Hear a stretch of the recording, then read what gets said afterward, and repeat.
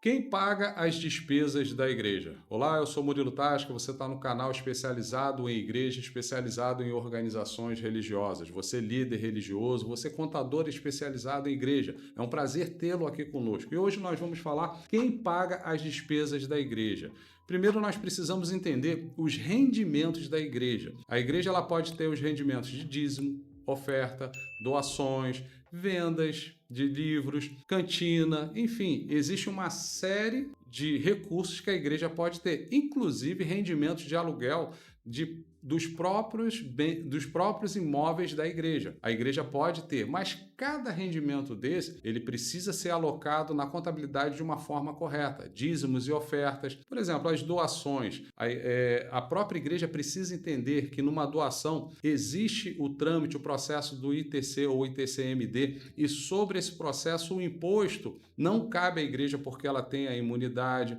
Quando nós estamos falando de livraria, nós precisamos ter a consciência que não se pode gerar concorrência, pois a concorrência com uma igreja seria uma concorrência desleal, já que a igreja tem imunidade. Então, se ela tem uma livraria dentro da igreja, onde ela fornece os livros ali para os próprios membros, não há problema nenhum. Agora, se ela está levando isso já para um modo eletrônico, para um e-commerce, para dentro de um comércio onde existe outros, muito cuidado, porque isso pode ser considerado como uma concorrência desleal. Se você tem a cantina da igreja, onde no final do culto, no final dos encontros, todos os membros ali se reúnem para confraternizar, não há problema nenhum. Agora, se você abre a cantina para o público de fora, existem algumas obrigações que essa cantina vai precisar ter. Existem algumas situações que ela não pode deixar de ter autorizações, como autorizações de bombeiro, vigilância sanitária, porque está abrindo ao público essa venda. Precisa ter esses cuidados para que mais tarde não venha a ter problema com uma fiscalização, por exemplo. E nós temos também as igrejas que possuem imóveis. A igreja pode sim alugar esses imóveis,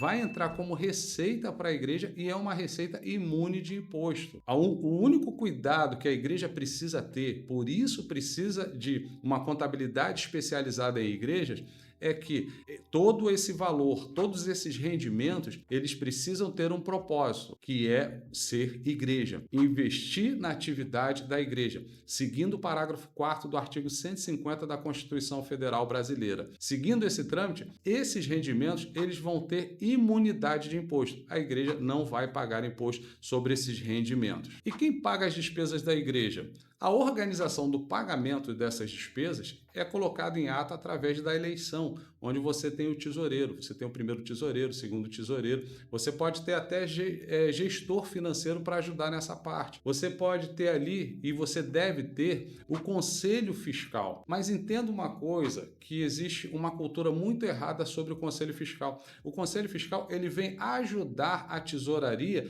na questão da conferência dos documentos.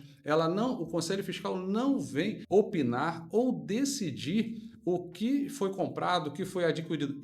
Para isso existe uma diretoria e para certos casos o Estatuto Social vai amparar se há necessidade de uma AGE ou uma AGO, uma Assembleia Geral Extraordinária ou uma ordinária. Então não é o Conselho Fiscal que vai definir, criticar ou falar alguma coisa sobre a aquisição ou venda daquela mercadoria, daquele bem, daquele imóvel. Ele vai apenas ver se toda a operação ela seguiu os moldes estabelecidos no estatuto, se seguiu a legislação vigente. Por exemplo, a igreja adquiriu um computador, o Conselho Fiscal vai verificar a nota fiscal, ver se veio direitinho, se a garantia está correta, para que possa mandar para a contabilidade fazer os devidos lançamentos. Então, esse é o papel do Conselho Fiscal, que é muito importante no auxílio da tesouraria. A operação de pagamentos das despesas poderá ser feita pelo tesoureiro, pelo líder, pelo pastor, enfim, o que a organização religiosa decidiu naquele momento quem seriam os responsáveis. Você pode ter várias formas de operação. Hoje nós entendemos que o tesoureiro ele tem 16 obrigações dentro de uma tesouraria. Por isso, muitos tesoureiros hoje, eles estão fazendo o quê? Terceirizando alguns serviços. O Grupo Tasca desenvolveu uma ferramenta onde auxilia o tesoureiro. E dessas 16 obrigações mensais que o tesoureiro tem, cai apenas para 4. Porque o tesoureiro digital auxilia o dia a dia do tesoureiro. Não é um sistema, é uma ferramenta ferramenta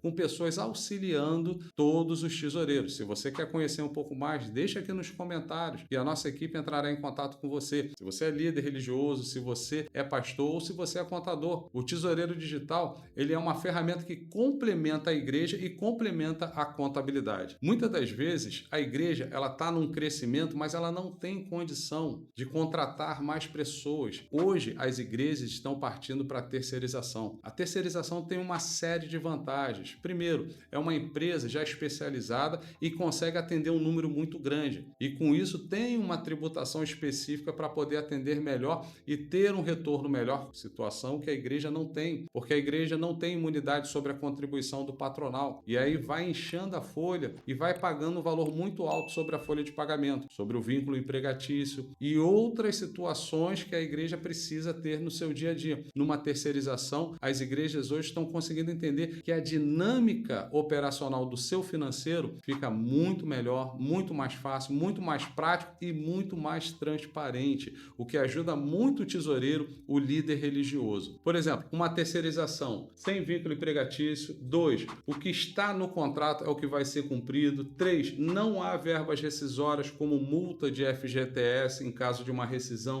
4, não há causas na justiça, porque é um processo, é um contrato feito entre duas pessoas jurídicas. Entrega aquele serviço a uma especialista e não ao irmãozinho. Não que o irmãozinho não faça de coração, mas muitas das vezes ele não tem um entendimento e hoje, com toda a automatização que a nossa legislação está recebendo, por mais que a igreja goze de imunidade de imposto, mas as obrigações acessórias, a igreja não está desobrigada. E para que possa entregar cada vez mais fidedigna, possa entregar mais da forma que as entidades fiscalizatórias elas precisam ter essas informações, precisa de uma empresa especializada para que possa entregar da melhor forma. Enfim, o Tesoureiro Digital não é um concorrente do tesoureiro, ao contrário, ele é um parceiro, ele vem para ajudar a igreja, ele vem para ajudar a contabilidade da igreja. Se você pensa em terceirizar, se você precisa de uma ajuda na sua área financeira, na área financeira da sua igreja, entre em contato com o Grupo Tasca e peça uma consultoria. Até o próximo vídeo, que Deus abençoe a todos.